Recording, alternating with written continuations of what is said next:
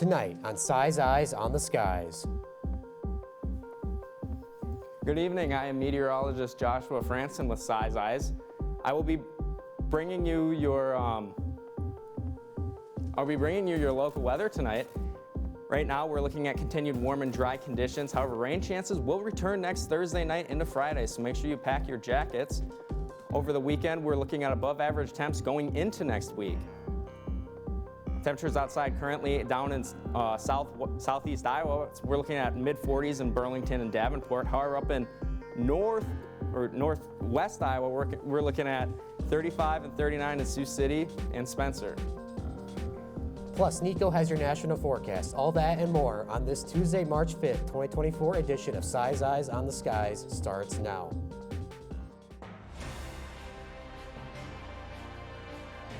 Broadcasting live from the studios at Iowa State University, the Iowa State Meteorology Department brings you the latest weather from across the country and out your front door. This is Size Eyes on the Skies.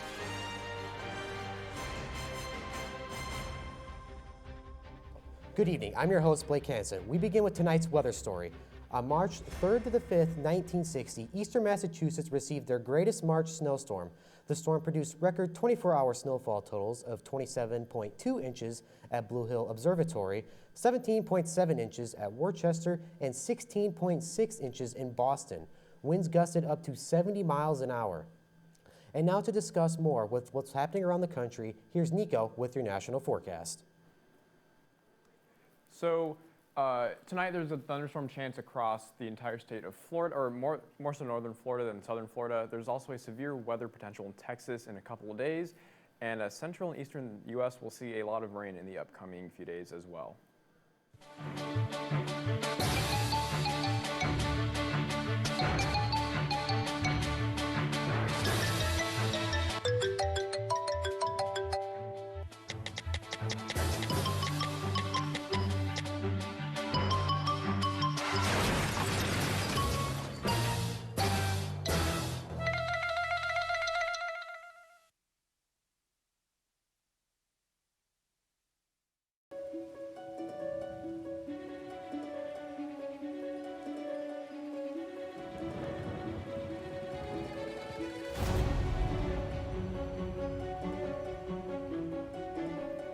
Welcome back, everyone. Nico, I hear we have some severe weather potential this upcoming week across the states. Yeah, so in southern Oklahoma and northern Texas, there is a chance for some severe weather in a few days, but it's a little too far out to really dial it down into specific locations.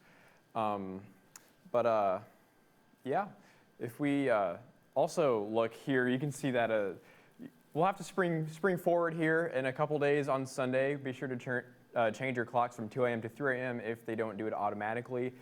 Most smartphones and electronics nowadays do that, so you won't have to worry about it, but if you have an oven or a microwave or an analog watch, you'll have to do it on your own. Looking at temperatures across the U.S. right now, you can see the south in areas such as Dallas, San Antonio, and Miami are very warm right now. But as you move up into the Midwest, you can see temperatures in the mid-40s with 40 in Minneapolis, 33 in Billings, Montana, and 71 in Phoenix. Looking at some satellite and radar, you can see some showers moving across the south right now and a line of some convection moving into Florida. And I'll talk a little bit more on that here soon, as well as some snow out into the western U.S., such as Idaho and Oregon. Looking at tonight, that marginal risk down in Florida, my mistake, pretty much the southern panhandle of Florida will have the marginal risk for severe weather tonight as those storms do move through the state. And you can see here starting tonight at 7:30 p.m., those storms will start to push across. 10:30, Orlando will be getting hit down south of Tampa to southern Florida. And those storms will continue to move out into the Atlantic Ocean. But at 7:30 a.m. tomorrow, you can expect another line of storms to start to move through the state. But those kind of push out towards the Keys, and the rest of the state doesn't really get affected too much by those. And pretty much by Thursday afternoon, Florida's all clear from those storms. Looking at the watches and warnings throughout the country right now, you can see there is, I believe, a special marine warning down here in Florida with those storms beginning to fire up. A red flag warning out in northeastern New Mexico, and a lot of those winter storm warnings and advisories out in Oregon, Idaho, and some in Southern California as well. Here's that severe weather outlook I was talking about a little bit earlier. Southern Oklahoma and Central Texas will be seeing that slight risk of severe weather 3 days out, so hopefully we can dial that forecast down here in a couple of days. And rainfall forecast, you can see the southeast will be getting a lot of those showers moving through down southern Mississippi and Louisiana. We'll be getting a lot of that rain as well. Up here in Iowa, not too lucky. We'll have some showers, but nothing too spectacular. Northwest portion of Iowa is kind of getting cut dry from that precipitation.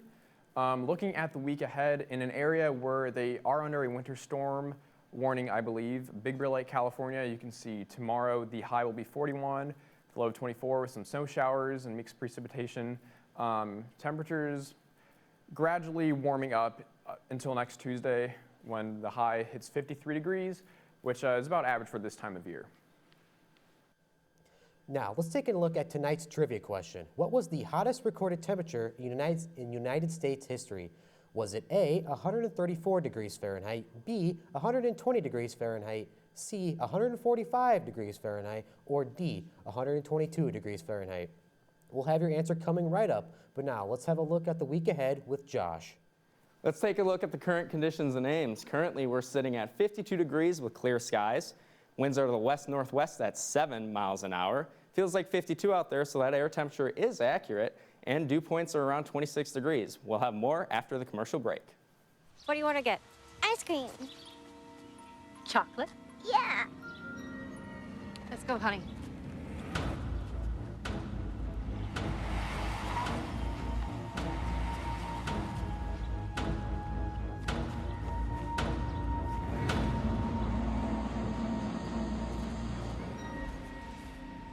Together, we can find a child by signing up for free wireless Amber Alerts on your cell phone.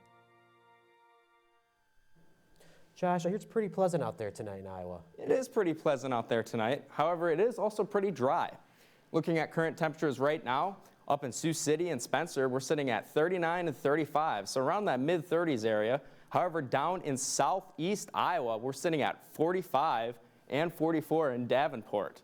Ames is sitting at 45 also, and Des Moines is at 49. Taking a look at satellite and radar right now, as you can see, we do got some stratus moving in from the west. However, nothing too major. We should be sitting at partly cloudy throughout the overnight hours. Some headlines for our week ahead. We're going to have continued warm and dry conditions. Rain chances, however, will return Thursday night into Friday, so don't forget your jackets. Into next week, we're looking at above average conditions going into the next week, so you may be able to just leave that jacket at home. Dew points right now, as mentioned earlier, it's pretty dry outside. It is a little more moist down in southeast Iowa, sitting at 42 and 40 in Davenport. However, over Ames and Des Moines, we're sitting at 26 and 28. Up in northwestern Iowa, Fort Dodge and Carroll are sitting at 12 and 15. So it gets a little drier the further west you go. However, the drought monitor says different. We looked in northeast Iowa, as you can see, Waterloo, Cedar Rapids, Mason City, you are under an extreme drought. Ames and Des Moines are sitting under severe, and Spencer and Sioux City, well, you're dry to average conditions. So looking at our precipitation forecast, we are hoping to get some precip here soon. However, as we progress into the future, it seems like most of it will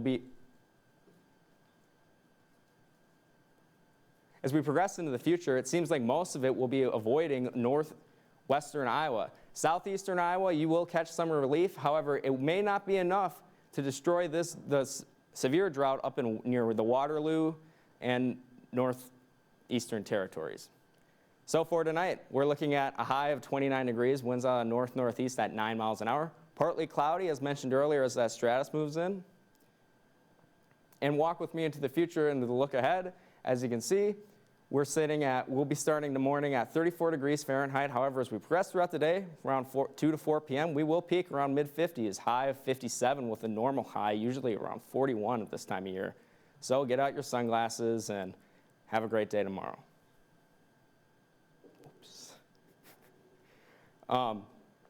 Looking at the week ahead, currently for tomorrow, we'll be at 57, as mentioned earlier.